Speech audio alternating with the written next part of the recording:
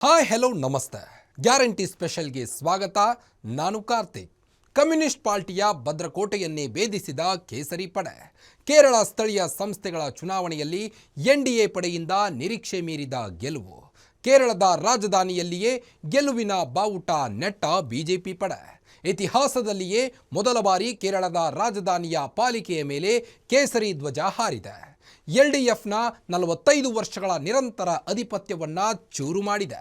ಕೇರಳದ ಕೆಂಪುಕೋಟೆಯ ಮೇಲೆ ಕೇಸರಿ ಧ್ವಜ ಹಾರಿದ್ದು ಹೇಗೆ? ತಿರುವನಂತಪುರಂನ ಪಾಲಿಕೆ ಮೇಯರ್ ಆಗ್ತಾರಾ ಆ ಲೇಡಿ ಸಿಂಗಂ? ಇದೇ ಈ ಹೊತ್ತಿನ ವಿಶೇಷ.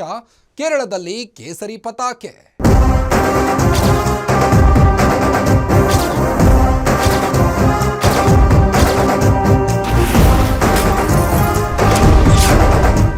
ಕೇರಳದಲ್ಲಿ ಕೇಸರಿ ಕಮಾಲ್. ವಿಧಾನಸಭಾ ಎಲೆಕ್ಷನ್ಗೂ ಮುನ್ನವೇ ಕಮ್ಯುನಿಸ್ಟ್ ನಾಡಲ್ಲಿ ಕೇಸರಿ ಧ್ವಜ ಪಟಪಟಿಸುತ್ತಿದೆ. ಅದು ಕೇರಳದ ರಾಜಧಾನಿ ತಿರುವನಂತಪುರದಲ್ಲಿಯೇ ಬಿಜೆಪಿ ಹೊಸ ಶಕೆ ಬರೆದಿದೆ. ಬಿಜೆಪಿ ಅಭೇದ್ಯ ಕೋಟೆ ಎನಿಸಿದ ರಾಜ್ಯದಲ್ಲಿಯೇ ಈಗ ಕೇಸರಿ ಧ್ವಜಗಳು ಹಾರುತ್ತಿವೆ. ಕೇರಳದ ಸ್ಥಳೀಯ ಸಂಸ್ಥೆಗಳ ಚುನಾವಣೆಯಲ್ಲಿ ಬಿಜೆಪಿ ಹಿಂದೆಂದೂ ಕಂಡು ಕೇಳರಿಯದ ಸಾಧನೆ ಮಾಡಿದೆ. ಮೊದಲ ಬಾರಿ ಮಹಾನಗರ ಪಾಲಿಕೆಯಲ್ಲಿ ಕೇಸರಿ ಪಡೆ ತನ್ನ ಅಧಿಪತ್ಯ ಸಾಧಿಸಿದೆ. ಕೇವಲ ಒಂದು ಮಹಾನಗರ ಪಾಲಿಕೆ ಗೆದ್ದಿದ್ದಕ್ಕೆ ಇಷ್ಟೊಂದು ಸಂಭ್ರಮ ಬೇಕಾ ಅಂತ ಅನಿಸಿದ್ರೆ ಹೌದು, ಬಿಜೆಪಿಗೆ ಈ ಸಂಭ್ರಮ ಬೇಕು. ಅದಕ್ಕೆ ಕಾರಣ ಕೂಡ ಇದೆ. ಏನು ಈ ಕಾರಣ? ಕೇರಳದ ರಾಜಕೀಯ ಇತಿಹಾಸದಲ್ಲಿ ಬಿಜೆಪಿಯ ಏಳು ಬೀಳುಗಳು ಹಾದಿ ಹೇಗಿದೆ? ಇಲ್ಲಿದೆ ಡೀಟೇಲ್ಸ್.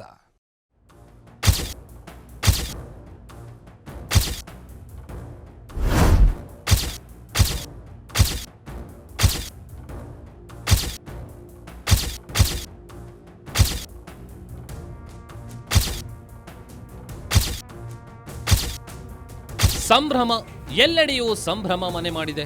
ಕಣ್ಣು ಹಾಯಿಸಿದಲ್ಲೆಲ್ಲ ಕೇಸರಿ ಧ್ವಜಗಳು ಹಾರಾಡ್ತಿವೆ. ಬಿಜೆಪಿ ಕಾರ್ಯಕರ್ತರ ಗೆಲುವಿನ ಕೇಕೆ ಮುಗಿಲು ಮುಟ್ಟಿದೆ.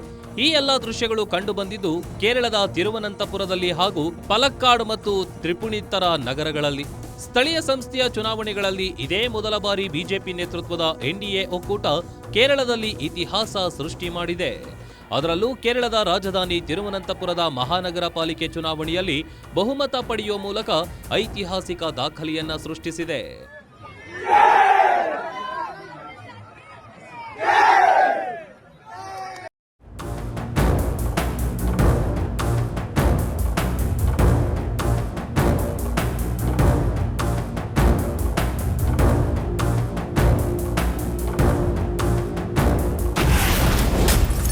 ಎಡರಂಗ ಪಡೆಯ 45 ವರ್ಷಗಳ ಅಧಿಪತ್ಯ ಅಂತ್ಯ.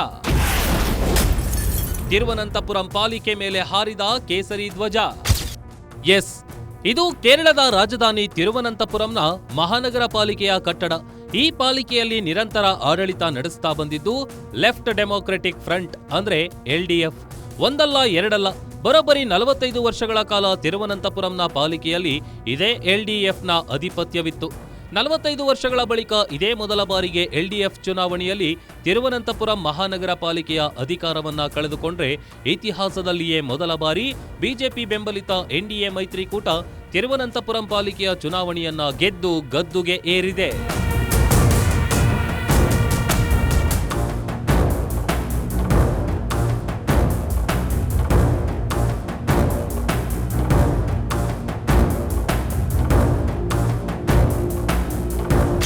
ಎರಡು 2026ರಲ್ಲಿ ಕೇರಳ ವಿಧಾನಸಭಾ ಚುನಾವಣೆ ಇದೆ.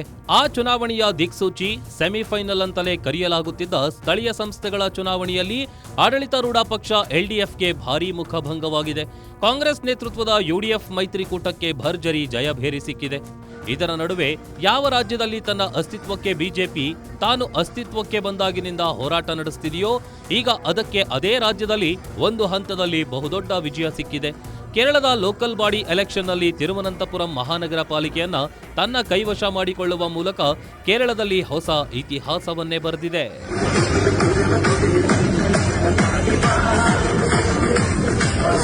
हम सब के लिए, भारतीय जनता पार्टी के लिए और राष्ट्रीय जनतांत्रिक गठबंधन एनडीए के लिए एक बहुत ऐतिहासिक और अभूतपूर्व दिन है, जब केरल नगर निगम के चुनावों में केरल की राजधानी तिरुवनंतपुरम में भारतीय जनता पार्टी और एनडीए ने बहुमत प्राप्त कर लिया है। यह निश्चित रूप से केरल की राजनीति के लिए एक युगांतकारी परिवर्तन है और भारत की राजनीति के लिए एक बहुत दूरदर्शी संकेत है। ಕೆಂಪು ಕೋಟೆಯಲ್ಲಿ ಕೇಸರಿ ಪತಾಕೆ ಹಾರಿದ್ದು ಹೇಗೆ? ಕಬ್ಬಿಣದ ಕಡಲೆಯಾಗಿದ್ದ ಕೇರಳದಲ್ಲಿ ಬಿಜೆಪಿ ಹೆಜ್ಜೆ ಗುರುತು. ಎಸ್, ದೇಶದಲ್ಲಿ ಬಿಜೆಪಿಗೆ ಹಲವು ರಾಜ್ಯಗಳು ಇಂದಿಗೂ ಕೂಡ ಕಬ್ಬಿಣದ ಕಡಲೆಯೇ. ಹಿಂದಿಯೇತರ ರಾಜ್ಯಗಳು, ಅದರಲ್ಲಿಯೂ ದಕ್ಷಿಣ ಭಾರತದ ರಾಜ್ಯಗಳಲ್ಲಿ ಕರ್ನಾಟಕ ಬಿಟ್ಟು ಬೇರೆ ಯಾವ ರಾಜ್ಯದಲ್ಲಿಯೂ ಕೂಡ ಬಿಜೆಪಿ ತಳಮಟ್ಟದಲ್ಲಿ ಅಷ್ಟೊಂದು ನೆಲೆಯೂರಿಲ್ಲ. ಇನ್ನು ಕೇರಳವನ್ನು ದಶಕಗಳ ಕಾಲ ಎಡರಂಗ ಎಲ್ಡಿಎಫ್ ಹಾಗೂ ಕಾಂಗ್ರೆಸ್ ಬೆಂಬಲಿತ ಯುಡಿಎಫ್ ಮೈತ್ರಿಕೂಟಗಳೇ ಆಳಿಕೊಂಡು ಬಂದಿವೆ. ಕಳೆದ ಒಂದು ದಶಕದಿಂದ ಸಿಪಿಎಂನ ಪಿಣರಾಯಿ ವಿಜಯನ್ ಶಾಸನವಿದೆ. ಇಲ್ಲಿಯವರೆಗೂ ಬಿಜೆಪಿಗೆ ಇಲ್ಲಿ ವಿಧಾನಸಭಾ ಚುನಾವಣೆಯಲ್ಲಿ ಒಂದೇ ಒಂದು ಸೀಟು ಗೆಲ್ಲಲು ಸಾಧ್ಯವಾಗಿಲ್ಲ. ಅಂತಹ ಅಭೇದ್ಯ ಕೋಟೆಯ ರಾಜಧಾನಿಯಲ್ಲಿಯೇ ಈಗ ವಿಜಯ ಪತಾಕೆ ಹಾರಿಸಿದ್ದು, ಅದರಲ್ಲೂ ಕೇರಳ ಸಿಎಂ ಪಿಣರಾಯಿ ವಿಜಯನ್ ಪಕ್ಷ ಮತ್ತು ಎಡರಂಗದ 45 ವರ್ಷಗಳ ಅಧಿಪತ್ಯವನ್ನ ತಿರುವನಂತಪುರಂನಲ್ಲಿ ಧ್ವಂಸಗೊಳಿಸಿದ್ದು ಅಚ್ಚರಿ ಹುಟ್ಟಿಸಿದೆ. ಇದು ಕೇರಳ ರಾಜಕೀಯ ಇತಿಹಾಸದಲ್ಲಿಯೇ ಬಿಜೆಪಿಗೆ ದಕ್ಕಿದ ಅತಿ ದೊಡ್ಡ ಗೆಲುವು ಅಂತಲೇ ಹೇಳಲಾಗ್ತಿದೆ.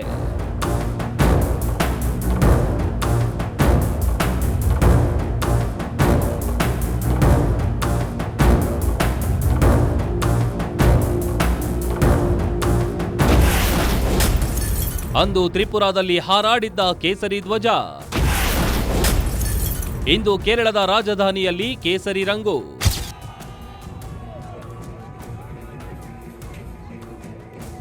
ಎಸ್, ಬಿಜೆಪಿ ಗೆಲುವಿನ ಗುಟ್ಟು ಇರೋದೇ ಹೀಗೆ. ನಿರಂತರ ಪ್ರಯತ್ನ, ತಳಮಟ್ಟದ ಸಂಘಟನೆಯೊಂದಿಗೆ 1 ಸೀಟ್ನಿಂದ 100 ಸೀಟ್ ಗೆಲ್ಲುವವರೆಗೂ ಅದು ಬಂದು ನಿಲ್ಲುತ್ತೆ. ಆದರೆ ಕಳೆದ 10-12 ವರ್ಷಗಳಲ್ಲಿ ಬಿಜೆಪಿ ಅಸ್ತಿತ್ವವಿಲ್ಲದ, ಅದರಲ್ಲೂ ಕಮ್ಯುನಿಸ್ಟ್ ಪಕ್ಷದ ಹಿಡಿತವಿರುವ ರಾಜ್ಯಗಳಲ್ಲಿಯೂ ತನ್ನ ಬೇರುಗಳನ್ನ ಬಿಡುತ್ತಿವೆ.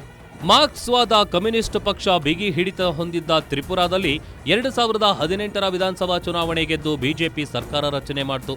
ಈಗ ಮತ್ತೊಂದು ಅವಧಿಯಲ್ಲಿಯೂ ಕೂಡ ಬಿಜೆಪಿಯೇ ಅಧಿಕಾರದಲ್ಲಿದೆ. ಇನ್ನು ಪಶ್ಚಿಮ ಬಂಗಾಳದಲ್ಲಿಯೂ ಕೂಡ ಕಮ್ಯುನಿಸ್ಟ್ ಸಿದ್ಧಾಂತವೇ ಬಿಗಿ ಹಿಡಿತ ಹೊಂದಿತ್ತು, ಈಗಲೂ ಹೊಂದಿದೆ. ಅಲ್ಲಿಯೂ ಕೂಡ ಬಿಜೆಪಿಗೆ ನೆಲೆ ಇರಲಿಲ್ಲ. ಈಗ ಅಲ್ಲಿ ವಿರೋಧ ಪಕ್ಷ ಸ್ಥಾನದಲ್ಲಿ ಬಿಜೆಪಿ ಇದೆ. ಅದೇ ರೀತಿ ತಮಿಳುನಾಡು, ಕೇರಳ, ಆಂಧ್ರ ಪ್ರದೇಶ ಮತ್ತು ತೆಲಂಗಾಣ ಕೂಡ ಬಿಜೆಪಿಗೆ ಕಬ್ಬಿಣದ ಕಡಲೆ. ಆದರೆ ಕೇರಳದ ಸೆಮಿಫೈನಲ್ ಕದನದಲ್ಲಿ ಬಿಜೆಪಿ ಒಂದು ಭರವಸೆಯನ್ನ ಮೂಡಿಸಿದೆ. ಕೇರಳದ ತಿರುವನಂತಪುರಂ ಮಹಾನಗರ ಪಾಲಿಕೆ ಚುನಾವಣೆ ಗೆಲ್ಲುವ ಮೂಲಕ ಕೆಂಪು ಕೋಟೆಯಲ್ಲಿ ಕೇಸರಿ ರಂಗು ಚೆಲ್ಲಿದೆ. ಇದು ಭವಿಷ್ಯದಲ್ಲಿ ರಾಜಕೀಯ ಪಲ್ಲಟಗಳಿಗೆ ಕಾರಣವಾಗುವ ಸೂಚನೆ ನೀಡಿದೆ. ತ್ರಿಪುರಾದ ರೀತಿ ಇಲ್ಲಿ ಮ್ಯಾಜಿಕ್ ನಡೆಯಲು ಸಾಧ್ಯವಿಲ್ಲವಾದರೂ ಸದ್ಯ ಒಂದು ಗ್ರ್ಯಾಂಡ್ ಎಂಟ್ರಿ ಅಂತೂ ಸಿಕ್ಕಿದೆ.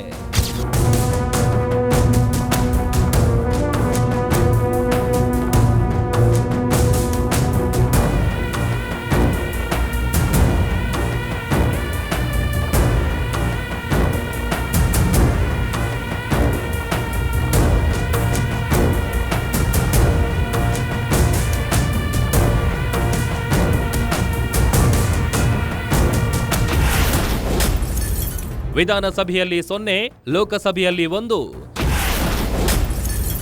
ಸ್ಥಳೀಯ ಚುನಾವಣೆಯಲ್ಲಿ 1 ಪಾಲಿಕೆ, 2 ಪುರಸಭೆ.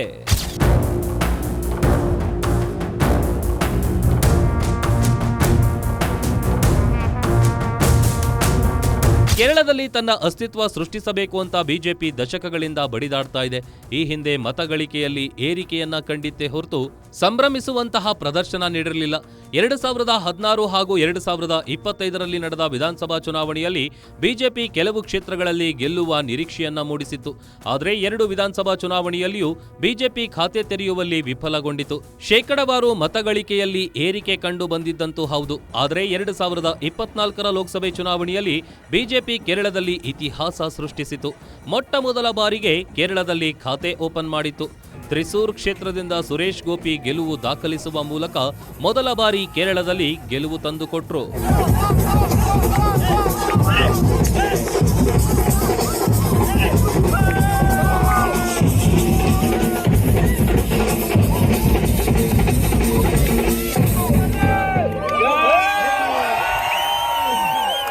ಈಗ ನಡೆದಿರುವ ಸ್ಥಳೀಯ ಚುನಾವಣೆಯಲ್ಲಿ ಬಿಜೆಪಿ ಅದ್ಭುತ ಪ್ರದರ್ಶನ ಮಾಡಿದೆ. ಕೇವಲ ತಿರುವನಂತಪುರಂ ಮಹಾನಗರ ಪಾಲಿಕೆ ಮಾತ್ರವಲ್ಲ, 2 ಪುರಸಭೆಯನ್ನು ಗೆಲ್ಲುವ ಮೂಲಕ ಮುಂದಿನ ವಿಧಾನಸಭೆಯಲ್ಲಿ ಯುಡಿಎಫ್ ಎಲ್ಡಿಎಫ್ಗೆ ನಾವು ಟಕ್ಕರ್ ಕೊಡಲು ಸಜ್ಜಾಗಿದ್ದೇವೆ ಅನ್ನೋ ಮುನ್ಸೂಚನೆ ನೀಡಿದಂತಿದೆ. ಈ ಮೂಲಕ ದಕ್ಷಿಣ ಭಾರತದಲ್ಲಿ ಕರ್ನಾಟಕದ ಬಳಿಕ ಮತ್ತೊಂದು ರಾಜ್ಯದಲ್ಲಿ ಬಿಜೆಪಿ ನೆಲೆಯೂರುವ ಸೂಚನೆಯನ್ನ ನೀಡುತ್ತಿದೆ. ಕೇರಳದಲ್ಲಿ ಒಂದು ಬಾರಿ ಸಿಪಿಎಂ ಆಡಳಿತಕ್ಕೆ ಬಂದ್ರೆ ಮತ್ತೊಂದು ಬಾರಿ ಕಾಂಗ್ರೆಸ್ ಬೆಂಬಲಿತ ಯುಡಿಎಫ್ ಮೈತ್ರಿ ಪಡೆ ಸರ್ಕಾರ ರಚಿಸುತ್ತೆ.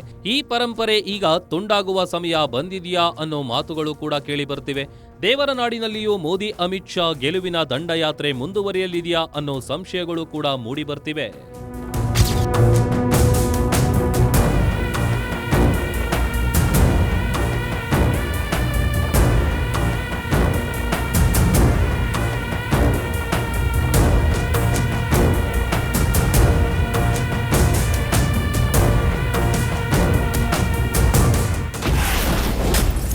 ತಿರುವನಂತಪುರಂಗೆ ಲೇಡಿ ಸಿಂಗಂ ಮೇಯರ್. ಕೇರಳ ರಾಜಧಾನಿ ಕೇಸರಿ ವಶಕ್ಕೆ ಬಂದಿದ್ದು ಹೇಗೆ?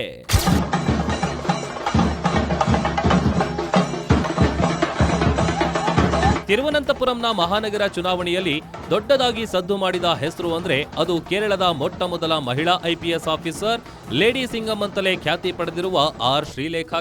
ಈ ಬಾರಿ ನಡೆದ ತಿರುವನಂತಪುರಂ ಮಹಾನಗರ ಪಾಲಿಕೆಯ ಚುನಾವಣೆಯಲ್ಲಿ ಬಿಜೆಪಿ ಈ ಲೇಡಿ ಸಿಂಗಂಗೆ ಟಿಕೆಟ್ ನೀಡಿತು. ಸ್ವಸ್ಥಮಂಗಲಂ ವಾರ್ಡ್ನಲ್ಲಿ ಭರ್ಜರಿ ವಿಕ್ಟರಿ ಪಡೆದಿರುವ ಲೇಡಿ ಸಿಂಗಂ ಶ್ರೀಲೇಖಾ ತಿರುವನಂತಪುರಂನ ಮುಂದಿನ ಮೇಯರ್ ಅಂತಲೇ ಹೇಳಲಾಗ್ತಿದೆ.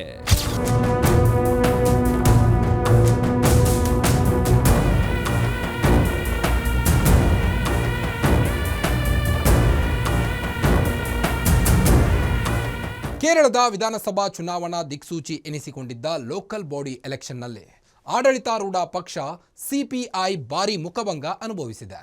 ಕಾಂಗ್ರೆಸ್ ಈ ಬಾರಿ ಸಖತ್ ಬೌನ್ಸ್ ಬ್ಯಾಕ್ ಮಾಡಿದೆ. ಆದರೆ ಬಿಜೆಪಿಯ ಗೆಲುವು ಈಗ ಎಡರಂಗ ಹಾಗೂ ಬಿಜೆಪಿಗೆ ಸಂಕಷ್ಟ ತಂದಿಟ್ಟಿದೆ. ಸ್ಥಳೀಯ ಸಂಸ್ಥೆಗಳ ಚುನಾವಣೆಯಲ್ಲಿ ಬಿಜೆಪಿ ಏನೆಲ್ಲ ಭರವಸೆ ಮೂಡಿಸಿದೆ? ಮುಸ್ಲಿಂ ಬಾಹುಳ್ಯ ಪ್ರದೇಶದಲ್ಲಿಯೂ ಕೂಡ ಬಿಜೆಪಿಗೆ ಗೆದ್ದಿದ್ದು ಹೇಗೆ? ಕೇರಳದಲ್ಲಿ ಎನ್ಡಿಎ ಮೈತ್ರಿಕೂಟ ದೊಡ್ಡ ಮಟ್ಟದ ಗೆಲುವನ್ನ ಏನೂ ಪಡೆದಿಲ್ಲ. ಆದರೆ ಸಾಧಾರಣ ಗೆಲುವೇ ಅದರ ಅಸಾಧಾರಣ ಸಾಧನೆಯನ್ನ ತೋರಿಸುತ್ತಿದೆ. ಕಾರಣ ಕೇರಳದ ರಾಜಕಾರಣ ನಡೆದುಕೊಂಡು ಬಂದ ರೀತಿ. ಅಲ್ಲಿ ದಶಕಗಳಿಂದಲೂ ಬಿಜೆಪಿ ಹಾಗೂ ಬಿಜೆಪಿ ಸಿದ್ಧಾಂತಕ್ಕೆ ಅಲ್ಲಿ ನೆಲೆ ಇರಲಿಲ್ಲ. ಮಾರ್ಕ್ಸ್ವಾದವನ್ನ ಗಟ್ಟಿಯಾಗಿ ಅಪ್ಪಿಕೊಂಡ ನೆಲೆ ಅದು. ಆ ಕೋಟೆಯನ್ನ ಭೇದಿಸುವುದು ಬಿಜೆಪಿಗೆ ಅಷ್ಟು ಸುಲಭದ ಮಾತಾಗಿರಲಿಲ್ಲ. ಈಗ ಸ್ಥಳೀಯ ಸಂಸ್ಥೆಗಳಲ್ಲಿ ಕಮಾಲ್ ಮಾಡುವ ಮೂಲಕ ಒಂದು ಕಾಲುದಾರಿಯನ್ನ ಸೃಷ್ಟಿ ಮಾಡಿಕೊಂಡಿದೆ.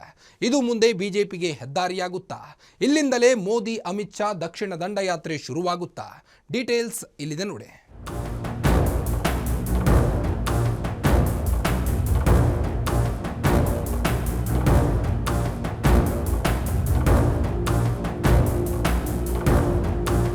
ಕೇರಳದ ಲೋಕಲ್ ಬಾಡಿ ಎಲೆಕ್ಷನ್ನ ಮುಂದಿನ ವಿಧಾನಸಭಾ ಚುನಾವಣೆಯ ದಿಕ್ಸೂಚಿ ಅಂತಲೇ ಬಣ್ಣಿಸಲಾಗ್ತಾ ಇದೆ. ಯಾವುದೇ ರಾಜ್ಯದ ಚುನಾವಣೆ ಇರಲಿ, ಅಲ್ಲಿ ನಡೆಯುವ ಸ್ಥಳೀಯ ಸಂಸ್ಥೆಗಳ ಚುನಾವಣೆಗಳ ಫಲಿತಾಂಶ ವಿಧಾನಸಭೆ ಚುನಾವಣೆ ಫಲಿತಾಂಶದ ದಿಕ್ಸೂಚಿ ಅಥವಾ ಭವಿಷ್ಯ ಅಂತಲೇ ಹೇಳಲಾಗುತ್ತೆ. ಸದ್ಯ ಕೇರಳ ಸ್ಥಳೀಯ ಸಂಸ್ಥೆಗಳ ಚುನಾವಣೆಯಲ್ಲಿ ಎನ್ಡಿಎ ಮೈತ್ರಿಕೂಟ ಕ್ಲೀನ್ ಸ್ವೀಪ್ನಂತಹ ಸಾಧನೆ ಮಾಡದಿದ್ರೂ ನಿರೀಕ್ಷೆಗೆ ಮೀರಿದ ಫಲಿತಾಂಶ ಪಡೆದುಕೊಂಡಿದೆ. ಎನ್ಡಿಎ ಸ್ಥಳೀಯ ಚುನಾವಣೆಯಲ್ಲಿ ಮಾಡಿದ ಸಾಧನೆ ಏನು ಅಂತ ನೋಡೋದಾದ್ರೆ,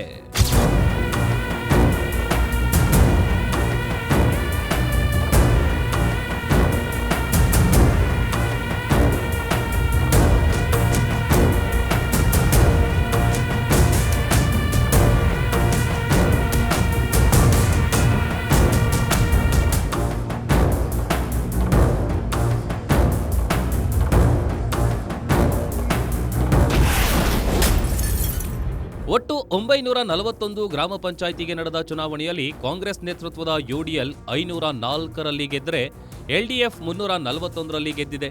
ಬಿಜೆಪಿ ಎನ್ಡಿಎ ಮೈತ್ರಿಕೂಟ 26 ಗ್ರಾಮ ಪಂಚಾಯಿತಿಯಲ್ಲಿ ಜಯಭೇರಿ ಬಾರಿಸಿದೆ. ಇನ್ನು ಒಟ್ಟು 152 ತಾಲೂಕು ಪಂಚಾಯಿತಿಗೆ ಚುನಾವಣೆ ನಡೆದಿದ್ದು ಯುಡಿಎಫ್ 79, ಎಲ್ಡಿಎಫ್ 63ರಲ್ಲಿ ಗೆದ್ದುಕೊಂಡ್ರೆ 10 ತಾಲೂಕು ಪಂಚಾಯಿತಿಯಲ್ಲಿ ಸಮಬಲ ಸಾಧನೆಯಾಗಿದೆ. ಇನ್ನು ಒಟ್ಟು 14 ಜಿಲ್ಲಾ ಪಂಚಾಯಿತಿ ಚುನಾವಣೆಯಲ್ಲಿ ಎಲ್ಡಿಎಫ್ ಹಾಗೂ ಯುಡಿಎಫ್ ಸಮಬಲ ಹೋರಾಟ ನಡೆಸಿವೆ. ತಲಾ 7 ಜಿಲ್ಲಾ ಪಂಚಾಯಿತಿ ಚುನಾವಣೆಯನ್ನ ಗೆದ್ದುಕೊಂಡಿವೆ. 87 ನಗರಸಭೆ ಅಂದ್ರೆ ಪುರಸಭೆ ಚುನಾವಣೆಯಲ್ಲಿ 54 ಯುಡಿಎಫ್, 28 ಎಲ್ಡಿಎಫ್, 2 ಪುರಸಭೆಯಲ್ಲಿ ಎನ್ಡಿಎ ಗೆಲುವು ದಾಖಲಿಸಿದೆ. ಇನ್ನು 6 ಮಹಾನಗರ ಪಾಲಿಕೆಗಳಿಗೆ ಚುನಾವಣೆ ನಡೆದಿದ್ದು 4ರಲ್ಲಿ ಯುಡಿಎಫ್ ಗೆಲುವು ದಾಖಲಿಸಿದ್ದಾರೆ. ಆಡಳಿತಾರೂಢ ಪಕ್ಷ ಎಲ್ಡಿಎಫ್ ಕೇವಲ 1ರಲ್ಲಿ ಗೆಲುವು ದಾಖಲಿಸಿದೆ. ಬಿಜೆಪಿ ಕೂಡ ಒಂದು ಮಹಾನಗರ ಪಾಲಿಕೆ ತನ್ನ ತೆಕ್ಕೆಗೆ ತೆಗೆದುಕೊಂಡಿದೆ.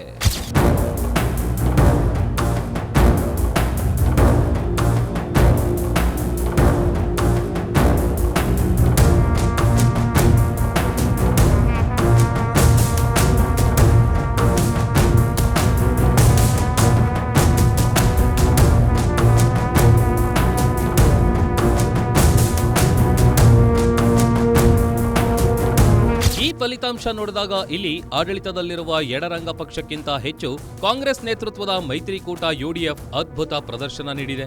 ಆದರೆ ಈಗ ಬಿಜೆಪಿ ಚರ್ಚೆಗೆ ಏಕೆ ಬರ್ತಿದೆ ಅಂದ್ರೆ, ಕಳೆದ ಚುನಾವಣೆಗೆ ಹೋಲಿಸಿ ನೋಡಿದಾಗ ಬಿಜೆಪಿಗೆ ಬಂದ ಫಲಿತಾಂಶ ತುಂಬಾ ಪಾಸಿಟಿವ್ ಆಗಿದೆ.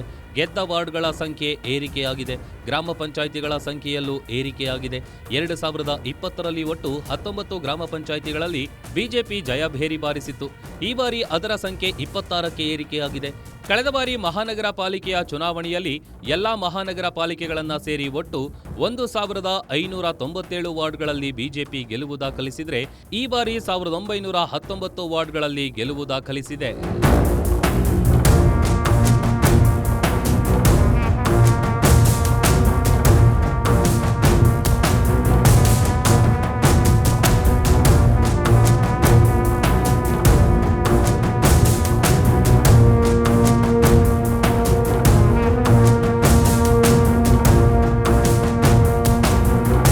ಇನ್ನು ಪುರಸಭೆ ವಿಚಾರಕ್ಕೆ ಬಂದಾಗ ಸತತ 3ನೇ ಬಾರಿ ಎನ್ಡಿಎ ಕೂಟ ಪಲಕ್ಕಾಡ ನಗರಸಭೆಯಲ್ಲಿ ಜಯಭೇರಿ ಬಾರಿಸುವುದರೊಂದಿಗೆ ತ್ರಿಪುಣಿತ್ತರ್ ಕ್ಷೇತ್ರದಲ್ಲಿಯೂ ಜಯ ಸಾಧಿಸಿದೆ.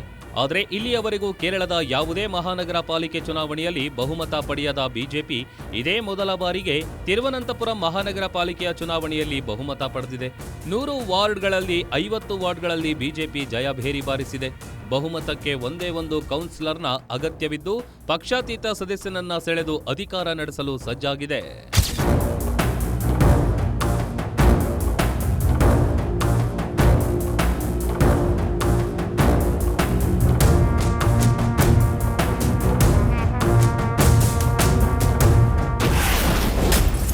ಲೇಡಿ ಸಿಂಗಂ ಶ್ರೀಲೇಖಾ ಮೇಯರ್ ಆಗೋ ಸಾಧ್ಯತೆ.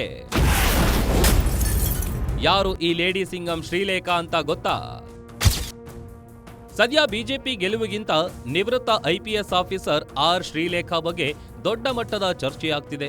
ಬಿಜೆಪಿಯಿಂದ ಟಿಕೆಟ್ ಪಡೆದು ತಿರುವನಂತಪುರಂನ ಮಹಾನಗರ ಪಾಲಿಕೆಯ ಸದಸ್ಯರಾಗಿ ಆಯ್ಕೆಯಾಗಿರುವ ಶ್ರೀಲೇಖಾರೇ ಮಹಾನಗರ ಪಾಲಿಕೆಯ ಮುಂದಿನ ಮೇಯರ್ ಅಂತ ಹೇಳಲಾಗ್ತಾ ಇದೆ. ಶ್ರೀಲೇಖಾರನ್ನ ಕೇರಳದ ಲೇಡಿ ಸಿಂಗಂ ಅಂತಲೇ ಕರೆಯಲಾಗುತ್ತೆ. ಕಾರಣ, ಇವರು ಕೇರಳದ ಮೊಟ್ಟ ಮೊದಲ ಮಹಿಳಾ ಐಪಿಎಸ್ ಆಫೀಸರ್. ಮೊದಲ ಬಾರಿಗೆ ಕೇರಳದಲ್ಲಿ ಐಪಿಎಸ್ ಹುದ್ದೆಯನ್ನ ಅಲಂಕರಿಸಿದ ಯುವತಿ ಶ್ರೀಲೇಖಾ. 1987ರಲ್ಲಿ ತಮ್ಮ 26ನೇ ವಯಸ್ಸಿನಲ್ಲಿಯೇ ಐಪಿಎಸ್ ಅಧಿಕಾರಿಯಾಗಿ ಸೇವೆ ಸಲ್ಲಿಸಿದ್ದಾರೆ. 3 ಜಿಲ್ಲೆಗಳಲ್ಲಿ ಡಿಎಸ್ಪಿ ಆಗಿ, ಕೇಂದ್ರೀಯ ತನಿಖಾ ದಳದಲ್ಲಿ ಎಸ್ಪಿ ಆಗಿ 4 ವರ್ಷ ಹಾಗೂ ನವದೆಹಲಿಯ ಡಿಐಜಿಯಾಗಿ, ಎರ್ನಾಕುಲಂನ ಡಿಐಜಿಯಾಗಿ ಒಟ್ಟು 33 ವರ್ಷ ಪೊಲೀಸ್ ಇಲಾಖೆಯಲ್ಲಿ ಸೇವೆ ಸಲ್ಲಿಸಿದ್ದಾರೆ. ಈಗ ತಿರುವನಂತಪುರಂ ಮಹಾನಗರ ಪಾಲಿಕೆ ಚುನಾವಣೆಯಲ್ಲಿ ಗೆದ್ದಿದ್ದಾರೆ. ಸದ್ಯ ಇವರೇ ಮೇಯರ್ ಅಂತ ಹೇಳಲಾಗ್ತಿದೆ. The people of Kerala, the people in my ward have dismissed all those things as meaningless, and they have stood by me through thick and thin. So I'm very happy. Yeah, that is what, whatever I have done in the right and correct way, they have been attacking me.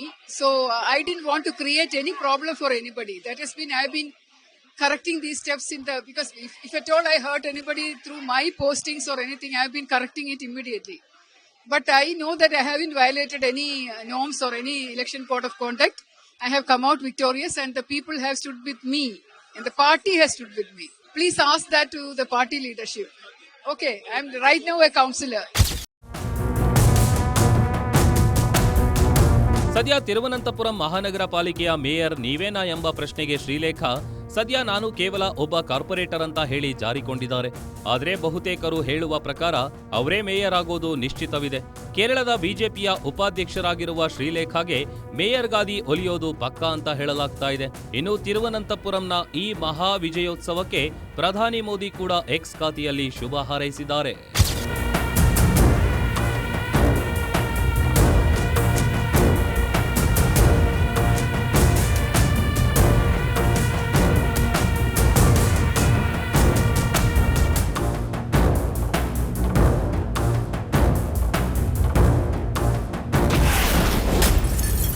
2026ರ ಚುನಾವಣೆಗೆ ಬಿಜೆಪಿಗೆ ದಕ್ಕುತ್ತಾ ದೊಡ್ಡ ಗೆಲುವು. BJP ವಿಜಯೋತ್ಸವಕ್ಕೆ Congress ಎಡರಂಗ ತಂಡ. ಈಗಾಗಲೇ ಹೇಳದಂತೆ ಕರ್ನಾಟಕ ಹೊರತುಪಡಿಸಿ ದಕ್ಷಿಣ ಭಾರತದಲ್ಲಿ ಬಿಜೆಪಿಗೆ ಬಹುತೇಕ ಎಲ್ಲಿಯೂ ಕೂಡ ಗಟ್ಟಿಯಾದ ನೆಲೆಯಿಲ್ಲ. ಒಂದು ಕಾಲದಲ್ಲಿ ಕೇರಳದಲ್ಲಿ ಬಿಜೆಪಿ ಧ್ವಜ ಹಾರೋದನ್ನ ಕಲ್ಪಿಸಿಕೊಳ್ಳೋದೇ ಅಸಾಧ್ಯವಾಗಿತ್ತು. ಆದರೆ ಈಗ ಅದೇ ಕೇರಳದಿಂದ ಒಬ್ಬ ಸಂಸದ ದೆಹಲಿಗೆ ಹೋಗಿಯಾಗಿದೆ. ಒಂದು ಮಹಾನಗರ ಪಾಲಿಕೆಯ ಆಳ್ವಿಕೆ ಬಿಜೆಪಿ ತೆಕ್ಕೆಗೆ ಬಿದ್ದಿದೆ. ಎರ್ನಾಕುಲಂ ಜಿಲ್ಲೆಯ ಮನಮ್ಮಂ ವಾರ್ಡ್ನಲ್ಲಿ ಬಿಜೆಪಿ ಗೆದ್ದಿದೆ. ಆಶ್ಚರ್ಯ ಅಂದ್ರೆ ಅಲ್ಲಿ ಹೆಚ್ಚು ಸಂಖ್ಯೆಯಲ್ಲಿ ವಾಸ ಮಾಡುವವರು ಈಸಾಯಿ ಸಮುದಾಯದ ಜನ. ಇನ್ನು ತ್ರಿಸೂರ್ ಜಿಲ್ಲೆಯ ಕಣ್ಣನ್ ಪುಲಗಂ ಮುಸ್ಲಿಂ ಪ್ರಾಬಲ್ಯದ ವಾರ್ಡ್, ಅಲ್ಲಿಯೂ ಕೂಡ ಎನ್ಡಿಎ ಅಭ್ಯರ್ಥಿ ಗೆದ್ದಿದ್ದಾರೆ. ಹೀಗಾಗಿ ಬಿಜೆಪಿ ಮೆಲ್ಲಗೆ ಕೇರಳದಲ್ಲಿ ತನ್ನ ಬಾಹುಬಲವನ್ನ ವಿಸ್ತರಿಸಿಕೊಳ್ತಿದ್ಯಾ ಅನ್ನೋ ಅನುಮಾನವಿದೆ.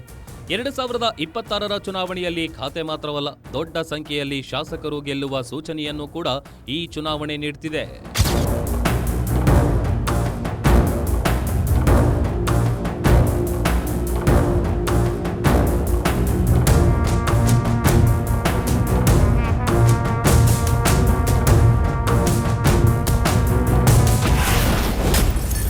ದೇವರ ನಾಡಿನಿಂದ ಶುರುವಾಗುತ್ತಾ ದಕ್ಷಿಣ ದಂಡಯಾತ್ರೆ. ಮೋದಿ ಅಮಿತ್ ಶಾ ಮಿಷನ್ ಸೌತ್ ಲೆಕ್ಕಾಚಾರ ಏನು? 2026ರಲ್ಲಿ ಕೇರಳ ಹಾಗೂ ತಮಿಳುನಾಡು ಎರಡು ದಕ್ಷಿಣ ರಾಜ್ಯಗಳಲ್ಲಿ ಚುನಾವಣೆ ನಡೆಯಲಿದೆ. ಸದ್ಯ ಕೇರಳದಲ್ಲಿ ಬಿಜೆಪಿಗೆ ಗಟ್ಟಿಯಾದ ಮೈತ್ರಿ ಪಕ್ಷಗಳಿಲ್ಲ. ಹೀಗಾಗಿ ಬಿಜೆಪಿ ಇಲ್ಲಿ ದೊಡ್ಡ ಮಟ್ಟದ ಕಸರತ್ತು ನಡೆಸುವ ಅವಶ್ಯಕತೆ ಇದೆ. ಅದು ಜಾರಿಯಲ್ಲಿದೆ ಅನ್ನೋದು, ಒಂದು ಹಂತದಲ್ಲಿ ಫಲ ನೀಡಲಿದೆ ಅನ್ನೋದು ಸ್ಥಳೀಯ ಸಂಸ್ಥೆಗಳ ಚುನಾವಣೆ ಉತ್ತರ ನೀಡಿದೆ. ಇನ್ನು ತಮಿಳುನಾಡಿನಲ್ಲಿ ಈಗಾಗಲೇ ಎಐಎಡಿಎಂಕೆ ಜೊತೆ ಮೈತ್ರಿ ಮಾಡಿಕೊಂಡಿರುವ ಬಿಜೆಪಿ ಡಿಎಂಕೆ ವಿರುದ್ಧ ತೊಡೆ ತಟ್ಟಲಿದೆ. ಡಿಎಂಕೆ ಕಟ್ಟಿ ಹಾಕಲು ಏನೆಲ್ಲ ಕಸರತ್ತು ನಡೆಸಬೇಕು ಅಂತ ಪ್ಲಾನ್ ನಡೀತಿದೆ. ಅದಾದ ಬಳಿಕ ಕರ್ನಾಟಕ ಹಾಗೂ ಆಂಧ್ರದತ್ತ ಮೋದಿ ಅಮಿತ್ ಶಾ ಕಣ್ಣು ಹೊರಳಲಿದ್ದು, ದಕ್ಷಿಣದಲ್ಲೂ ಕೇಸರಿ ಪತಾಕೆ ಹಾರಿಸುವ ಸರ್ವ ತಯಾರಿಯೂ ಕೂಡ ನಡೆದಿದೆ.